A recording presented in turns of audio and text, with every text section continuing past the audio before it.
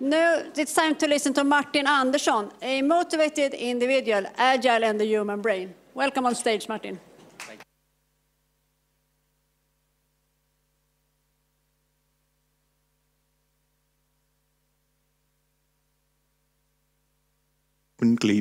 Hey, Martin heter jag. My name is Martin. I'm a motivated individual from Malmö. I'm going to trigger warn here. This presentation will contain an image of an email from your boss. You're warned. All right? Everyone knows the Agile Manifesto, all these pairs of things. But a lot of people, not you, but I mean people that I meet in my work, they really don't know about these 12 principles behind the Agile Manifesto. I think it's quite important. Came out in 2001, and I think it's still valid. And I'm going to focus here in my talk on the most important one of these. It's here in the middle. It says, build projects around motivated individuals. Give them the environment and support they need and trust them to get the job done.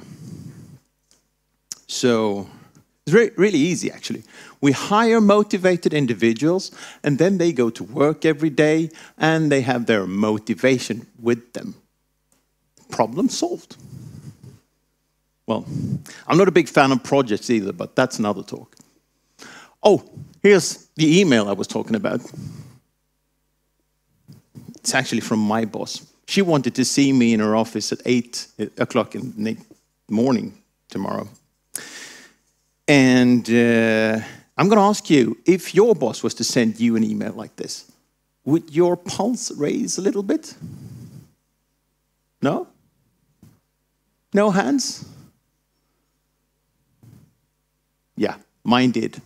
Anyway, so now I'm going to be a little bit more personal here. So it's probably a little uncomfortable, but I'm going to share. I'm going to share a story from early on in my career. I was working as a developer at this company, and I thought that leadership was doing a so-so job with leading that. And I probably told people. I told them, actually, in meetings. So I think I was quite candid about it. But that didn't really help, because one day, my manager and another manager came to my table and they said, let's go for a walk. And we went for a walk. They took me aside. Now, I mean really aside. They took me to an office nearby, in which I've never ever been before. And they said, we heard that you've been criticizing management. They were 2 against 1. And I was sitting there trying to find out how to get out of that situation. Anyway, they made it sound like they wanted some advice from me.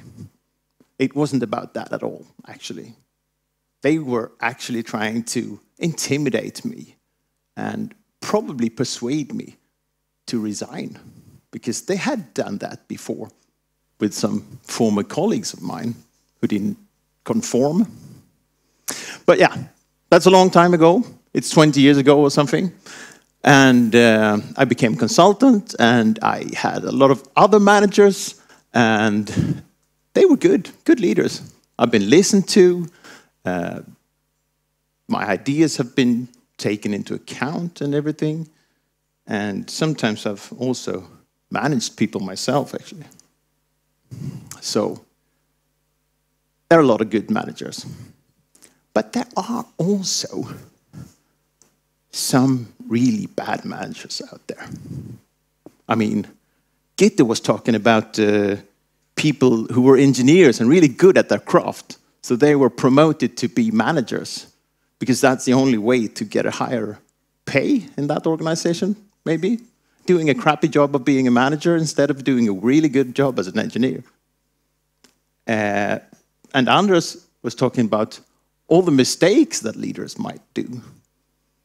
So chances are that you too had a really horrible boss at some time in your career, and that you might be a little bit traumatized by that as well. I don't know. So I'm not a rocket surgeon here, but I've read up on some brain science. This is not an fMRI scanner, because this is something I had some large language model put together to me. Whatever. Using these functional magnetic resonance imaging to measure the blood flow in the brain, scientists have found out how the brain really reacts and what activates part of it. And now I'm going to go through this very quickly. This part of the brain is called the prefrontal cortex. It's up here, and it's responsible for higher order thought, problem solving, executive functions, decision making, emotion control, morality, goal-oriented behavior, and all that.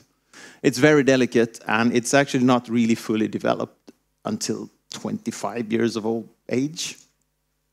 And it's kind of like a prima donna too. It needs the perfect conditions to work optimally.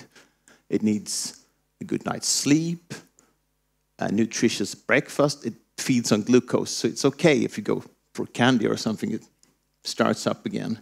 But beside that, it also needs to be motivated, and it needs autonomy. Otherwise, it will shut down and leave the show to the limbic system, which is inside the brain, and it's the old system, you know, the one that just makes sure that we're okay. The one that sees an animal behind that bush might be dangerous. The one that makes sure that we find some food or something. And it's been trained on all these prehistorical conditions and threats. So this one is the one that really prepares us for fight or flight. Stresses us out. And yeah, I'd say that's not so good. Anyway, back to this email. How many of you, if you received an email like this, would perform a little less optimally the rest of that day? Probably be less smart that day, actually. Brain says so, anyway.